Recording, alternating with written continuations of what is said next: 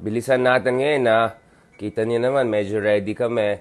Kasi may interview ako shortly with the Ukrainian ambassador. So pag-usapan namin yung sitwasyon dyan sa Ukraine very shortly. Kaya nagdamit tayo ng gano'n. And of course, you can see the color combinations going on here. Maraming salamat dun sa mga nakikimeta sa akin hanggang anong oras na, diba? 3 a.m. may mga nagme-message pa rin dyan sa akin. Meron pa rin mga iba dyan, mga new followers daw. So ang sagot ko, wow, bakit ngayon ka lang naging follower ko? Ilagay ko nga itong dito para medyo talagang vlogger style talaga tayo. Super vlogger style. You know, talagang shortly in the next 15 minutes or so, pag-usapan natin si perfect attendance, no? Mga still the front runner, good Machiavellian, no? Tsaka si LENI Robredo, duly elected Vice President. Yan, pag-usapan natin. Uy, daming biglang sa site ng Pulse Asia ngayon na porkit umakyat ng yung isa, biglang, kinokote na yung Pulse Asia, sinasite na yung Pulse Asia, hindi na inatak masyado yung Pulse Asia.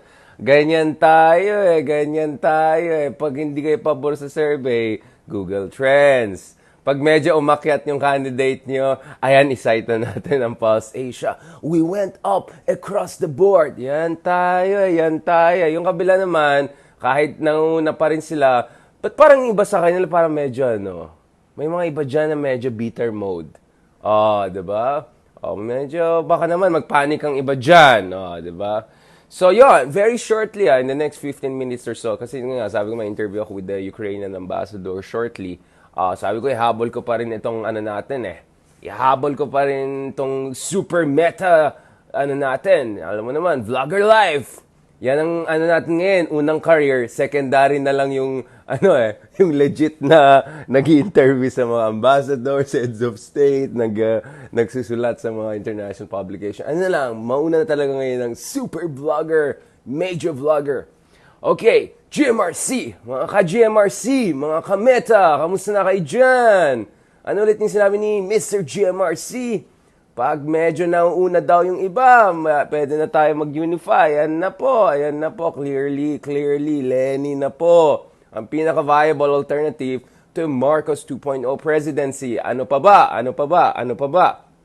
Let me talk about 2 or 3 key points very shortly. Very shortly. Of course, by our standards, very shortly. Minsan kasi, isang oras na tayo nag-usap, di ko napapansin. Isang oras na pala tayo sa kakadaldal natin. Ayan tayo. Alright. Unang-una, ano pangalan nun? Yung Kofefe vlogger na yan? Yung Shian Andaza? Ano yan? Ano pangalan nun?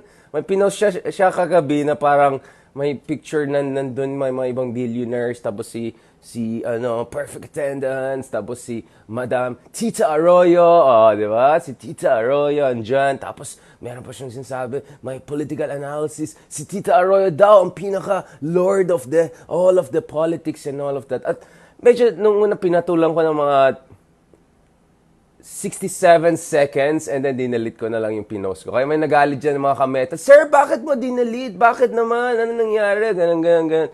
Sabi ko kasi, pag-usapan natin ito sa meta natin. Sayang lang yung mga midnight snacks lang natin, yung mga ganyang mga marites na ganyan. Kasi, yes, it's true that former President Arroyo played a key role in brokering the Sara Duterte, Bongbong Marcos axis. That's true. But she's not the only, and some would even say she's not the predominant interlocutor anymore. In fact, there are other players involved. Of course, you have the Romualdeses, you have the other folks involved who are also very influential as far as any potential Marcos administration comes into the picture. Pero yan kasi tayo, yung mga ibang vlogger, mga kofefe, nagre-recycle ng old news, November 2021 news. Tapos, medyo ba, feel insider. Tapos posting some random picture of some businessman in the same meeting with these people. Well, guess what? Mga businessman, they're businessmen. They have meetings with all potential next leaders and candidates to share their views, to make sure there's business stability, there's market confidence, etc. So, na naman tayo eh. Tapos yung iba talagang pumapatol sa mga ganyan. Tapos, si the Lord of the politics of the Philippines, mga ganyan. Nako, na naman tayo eh. Nakiki-super vlogger, yung mga talagang legit na vlogger lang talaga, yung mga pinapost lang nila, yung mga reaction nila sa mga favorite Netflix show nila, yung mga ganon. Tapos, ganyan level. Tapos ngayon, biglang, mayroon na silang insider, geopolitical analysis. Ayan tayo. Pumapatol yung mga tao. Pwede tayo maging boxing, announcer, Announcer kayo dyan. Andiyan na tayo. Right hook, left hook, boom, boom, boom. Yun. Para na tayong UFC style ngayon. Alright, okay. Ito. Now, let's go to the meat of the discussion. Let me do this as quickly as I can. Ayan, naka-alarm clock na tayo. Habulin tayo. I mean, you can imagine I'm going to talk about a very serious thing with the Ukrainian ambassador, etc. Shortly, God willing. Ito, balikan natin pagdating sa bump up numbers ni LENI, okay, let's go straight. Volunteers are the big factors. I'm sure the campaign managers, campaign team, people like that will try to get all the credit and say, napakagaling ang messaging nila, etc. No, it's the volunteers. It's the volunteers who have made the big difference in these elections. Yung thousands of volunteers across the country knocking house to house, street to street, across socioeconomic classes. Kahit yung mga hindi kakamping, kahit mga ka-Unithim, kahit mga ka-ISKO, kahit mga ka-Pink, Panfilo Lacson, kahit yung mga Pacquiao, lahat na lahat mga yan, ninak nila house to house, H to H, P to P, street to street, town to city. Yo! Yan ang yung mga yan. Yan ang nagbigay ng momentum talaga. And nakita ng tao yan. People saw it on the ground, people saw it on social media, people saw it on the headlines of media, nagkaroon ng cumulative effect, nagkaroon ng multiplier effect, and then boom! And katulad ng sinabi ko, marami pa dyan na bandwagoners. Pinagtatawanan tayo ng iba, go on, dream on, etc. Tama tayo. Tignan mo yung datos. Pinag-usapan natin kahapon. Double digit po ang increase sa number si LENI sa Mindanao. Almost double digit din sa mga youth. Exactly the two demographics I was talking about, or two voting blocks.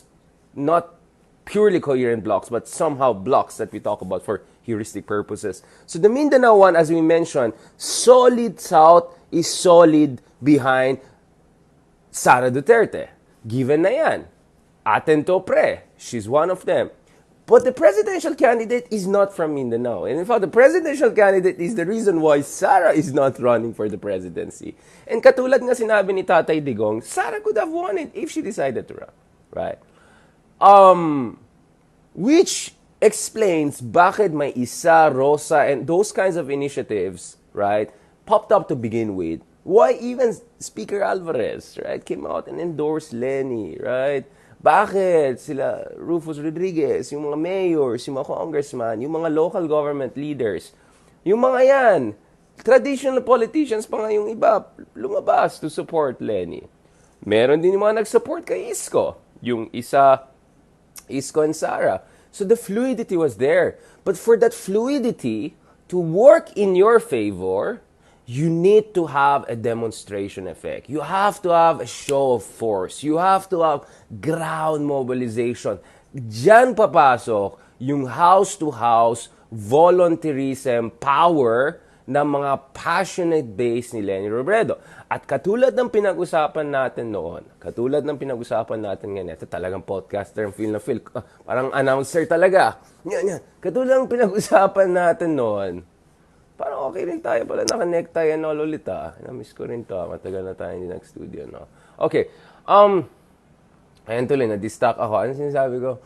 Katulad ng sinasabi natin noon, within the LENI camp, there are it's a big tent coalition, right? So, yes, there are the Liberal Party folks and all of that. Yes, yung mga, alam na natin, there's some more traditionally oriented folks there.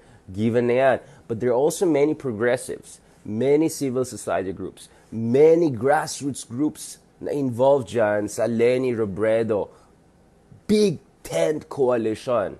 At I think they are the one who are really, really the force behind the current surge in Lenny's numbers. I think it's really, really them. Sila talagang dapat makredit dyan for any significant increase. And for the possibility that this race can actually get even closer. In fact, let me give you my wild hunch. For a moment, let's put aside all the surveys. And by the way, yung Pulse survey covered until I think March 21, right? So, hindi covered the past 2 weeks.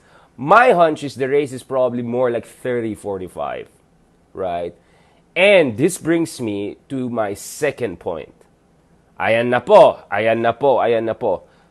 Ewan ko na, hindi ko na alam sa mga Mr. GMRC. I think he should just stay in the race. Baka mag-back out pa yan, pupunta pa kaya na yan. But I think Pacquiao and ISKO will be big, big factors here. Very big factors. Very, very big factors. ISKO could potentially become the kingmaker or, in this case, even the queenmaker, right? ISKO is very strong as second preference. Very, very strong as second preference. 20-30% second preference.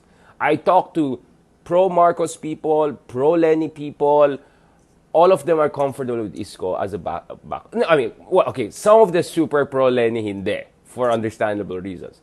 But a lot of pro-BBM people I've talked to, and I have talked to a lot of people, no, of all walks of life, okay, huwag kang judgmental sa akin na, komportable talaga sila kay ISKO. Gusto nila, okay sila kay ISKO. Pwede rin, okay, actually okay. Mga ganon. So, should ISKO pick up his numbers? He's just around 8% now, or 8 to 10% as first preference. But if he picks it up by 10 points or 15 points, my sense is easily 2/3 of that or more is the BBM, first preference people, who are kind of soft BBM, not hardcore loyalist BBM. The hard loyalist BBM was the 15-20% who were behind him before he teamed up with Sarah. So the reason is in the 50% territory is because of Sarah All, right? So there are a lot of people there who could be amenable to others. At yung tinatawag na cross-voters. Marami tayo niyan. Bandwagoners, cross-voters, first-time voters, right? Who do not have very, very strong opinion on certain candidates per se. They're still researching, they're still evaluating, they're still trying to sift through the cloud of confusion and polarization and disinformation, no? Yung mga ating mga kapatid na Gen Z! Yun no, mga ka-Gen Z! Ka-Gen Z, ayan na tayo. Ano naman tayo? Zadi. Sabi na naman sila, Zadi. Wala na, Zadi na tayo. Uy, grabe, Zadi. Ano naman tayo dyan? Zadi ka agad, Zadi. Yan! So, I think if ISKO picks up, Bongbong Marcos can go down all the way to 40 or even 35. And if Leni picks up the 10 points na pwede pa niya i-pick up as second preference, which I think is not really a kind of a strictly second preference, then the race can become very, very interesting. Very, very interesting. You can see a situation where actually the real numbers could be Bongbong Marcos 30-35, Leni 30-35, ISKO 20, something like that. Ooh, that would be very interesting. That would be very, very interesting. And then the rest will have 3 points, 2 points, 1 point, whatever, sharing among them. That is not impossible. And should ISKO play some of his cards well in the coming few weeks? Who knows? Who knows? It could be even more, it could be even probable. And then here comes Manny Pacquiao, yeah. Yan, boom. Talagang feel ko ngayon yung mag-breakdown ng mga UFC. Volkanovski, Korean Zombie, UFC, yan. Pag-usapan natin yan, after weekend. Excited ako dyan. Kagabi nga, isang dahil hindi ako natutulog, alam ng iba dyan, yung reply ako. Nanood ako nung breakdown ni Dan Hardy. Galing din mag-analysis yun si Dan Hardy eh. Okay din, magaling super vlogger din yun eh. Ka-super ko yan eh. Ina-analyze niya yung Shimaev, mga ganon. Tapos ina-analyze niya Volkanovski, Korean Zombie. Okay, balikan natin na. Sarah Pacquiao, I think has more overlap with Leni than BBM. And he has, I think, 12-15% in Mindanao, some significant numbers among E. And I think those people will be amenable to support LENI if Pacquiao backs out and endorses LENI. Is it going to happen? I don't know. There's no precedence for it. Is Senator Pacquiao capable of rising to the occasion and transcending himself? Oh, absolutely. Oh, absolutely. I have a lot of faith in Manny Pacquiao. No, I have been critical of him at times, but you've seen me. I've been giving the guy benefit of the doubt. I think since yung last boxing match na natalo siya, some spiritual transformation has taken place there. He's more humble. He's more, at the same time, self-assured in a not a mayabang way. He's much more appreciative of progressive agenda. He's much more openly critical of President Duterte, of Marcos's, etc. Interesting, very, very interesting. And you could clearly see the rapport, the respect is there as far as LENI is concerned from the perspective of Senator Pacquiao. And I think the two camps have to have some serious conversations because if Pacquiao backs out, goes in, endorses LENI big time, I don't know, man. It could have some huge psychological effect because this has never happened. Wala tayong round of election eh. So nothing like this has ever happened. So if, pambansang kamo goes like that, maybe he doesn't even just add 8 points to LENI. He might even add more. I mean, something could just... Ganun eh. Parang house of cards minsan yung politics eh. It just takes one little move to push something over the threshold, and then suddenly, boom, booyaka siya, booyaka siya. Iba na yung ball game. So, I don't know. I mean, I'm not aggressively pushing it. I respect the choice of our candidates to stick it through until then. I understand why. Siyempre, yung volunteers nila, gumastos sila, nag-effort sila, they're thinking about their next move. If ever they lose, what will come after. I get it. But a part of me feels, if Senator Pacquiao, of all other candidates, not only is he most, I think, potentially amenable to that kind of real unity talks in the GMRC times. But I think if he goes all the way and supports LENI, it could make a huge difference. It can make a huge difference. Yan. All right, I'll keep it there. Sabi ko nga, I'll keep it as short kasi may interview nga ako with the Ukrainian ambassador and all. And I'll get back to you guys on that, no? We'll have more updates on Ukraine and all. Of course, kilala naman ako. We did reports from Munich, Berlin, Paris, Barcelona, Ibiza, all of that. Well, we try to keep you guys updated as much as possible. So thank you so much, guys. Thank you so much dun sa mga nag-support sa atin. Thank you so much, stars. Uy, daming stars ngayon, ah. Hindi pa nga humingi dun ng, panggastos ko ng internet, Wi-Fi, Facebook, FB Alive. Mas mataas daw yung bandwidth pag FB Alive. Tapos, Instagram. Yan. Malaking gastos po yan. Online, internet, Wi-Fi, Instagram, FB Alive. Yun lang, nakalimang gastos na tayo dyan. Kaya maraming salamat sa mga nagbibigay ng stars natin. I really, really appreciate it. O yan na, magta-transition na ako into a much more, ayan na, yun na yung alarm clock. Okay, alright, I have to set up things na. Maraming salamat. Thank you very much. Ayan. Prof. Shian, Daza, ano pangalan nun? Yan. So yun na, huwag kayong magalit sa akin. I'm just saying, in fairness, the real heroes so far have been the volunteers. They're making a huge, huge difference. And as I said, Senator Manny Pacquiao rises to occasion, does something really significant here, who knows?